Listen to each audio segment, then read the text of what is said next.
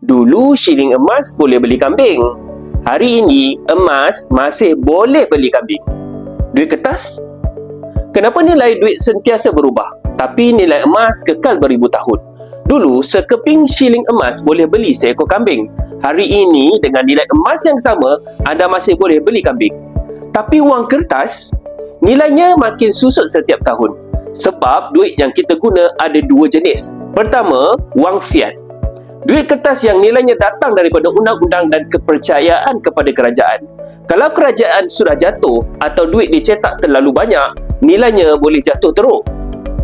Kedua, wang komoditi seperti emas dan perak. Emas ada nilai sebenar, tak boleh cetak sesuka hati. Walaupun cair, calar ataupun patah, nilainya tetap berdasarkan berat dan ketulinan.